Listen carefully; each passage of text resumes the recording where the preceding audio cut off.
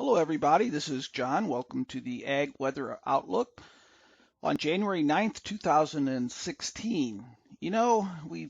Some areas we've had a pretty quiet winter so far and mild as we went through the months of November and December.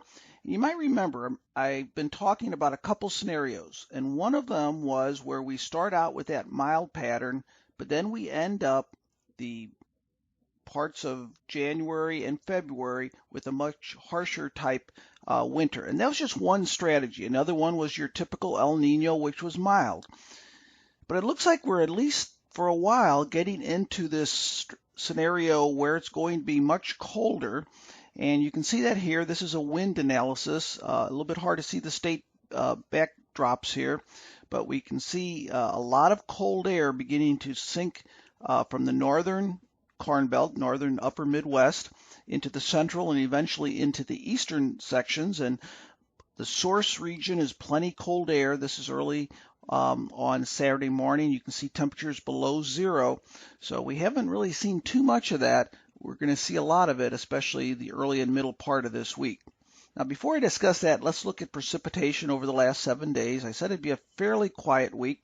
We did have some snow. We're getting into enough cold air now that we're beginning to see over the central and northern reaches more snow than rain. Still over the eastern Corn Belt, more rain, but I think we're getting into that time of the year where we're going to be talking a lot more about snow than rain. So the precipitation here, the green is about a ½ inch liquid equivalent, and that came in the form of snow here. The maroon dots are up to 2 inches, so not a whole lot of snow. The yellow there is 2 to 4 inches, and then the green 4 to 5 inches. So for the most part, it was a light to moderate snow event over the central part of the region. So there's still quite a bit of snow on the ground in a few spots, primarily in that medium shade of blue, and that's generally around 10 inches or so, right in there from eastern parts of South Dakota, Nebraska, northeast Nebraska, right across the Minnesota-Iowa line into parts of Wisconsin. Now, north of that, not as much, and it really drops off south of that. We have a very abrupt line right here. Now, that's going to be changing over the next day or so, where we get a secondary streak of snow a little bit further south. So here's your water equivalent. Again, the medium shade of blue is up to 1 inch of water equivalent. I see a little bit even pushing 1.5 inches or so over parts of Iowa and Wisconsin and a couple scattered spots elsewhere. So that's if all the snow was melted. That's how much water. Now we look at that for a couple reasons. One of them eventually is soil moisture. That is a potential to keep soils quite soggy when it melts. Now we're way too early to too much worry about that. Also, spring flooding. Rivers are running very high at or near flood stage, so we're going to have to keep an eye on that as well. Again, it's sort of early, but I think we need to keep an eye on it.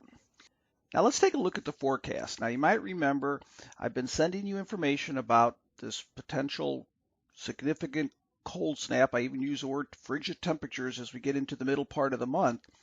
And we're going through that transition right now. You can see a dip in the jet stream here. We actually have two jets. We have this northerly jet and we have this southerly jet. Most of the nation will be dominated by this northerly jet, which is going to be dipping very far south. But there's parts of the country, the southern tier of the U.S. and Florida, which will be on the El Nino jet. So some needed rain is going to occur in California, and that's going to brush the southern tier of the U.S., especially Florida over here. Now this week, though, we're going to have the track of one low pressure system early this week. All the dots here, these colored shaded dots, are the spread of the model. So if they're really close together, that gives us high confidence. You can see as it gets towards the Great Lakes, not as much confidence, but still fairly decent confidence that it's going to move up across the Ohio River Valley up into the northeast U.S. North central parts of the U.S., the Great Lakes region. Now that's going to be pretty much the only system this week, and that's going to produce a band of snow I'll talk about in just a second. Now, as far as temperatures go this week, we're going to be really having a significant cold snap this week. Many of you are already in that.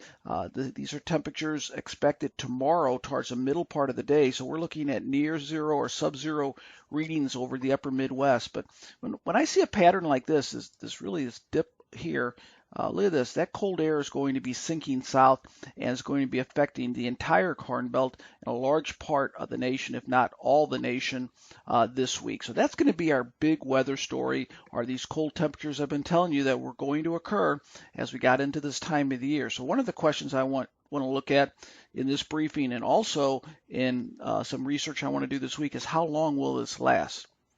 So let's look at later this week, and this is the short-term forecast.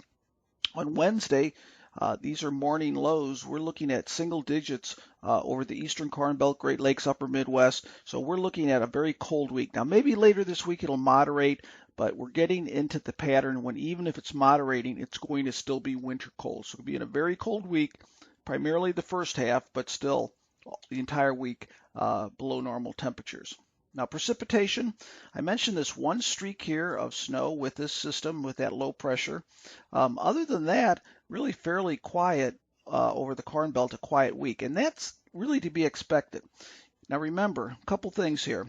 When we have that temperature gradient that's very tight, remember I showed you that about a couple weeks ago or so, that's when we get more active weather. Also, warmer air can hold more moisture. We get heavier precipitation. So when we get this cold air sinking in, it's generally cold, but also below normal precipitation, or at least fairly quiet. Now, that's not to say it won't be exciting in spots. Here's that snow streak. Could be 2 to 4 inches, isolated higher amounts. And that purple here is showing that band, but it's fairly narrow. Very light snow over the eastern Corn Belt, and the week looks like very quiet and cold over the upper Midwest and central parts of the Corn Belt. So also got a little bit further out. This is through the middle part of the month, 14th through the 19th. We still see that blue. We still see a dip in the jet stream. Not quite as pronounced, but still very cold temperatures in the 6 to 10 day period. Not as much as early this week, but still below normal. Then we go through the 19th to the 24th. There's some subtle changes here, but the net result is still tendency towards below normal temperatures.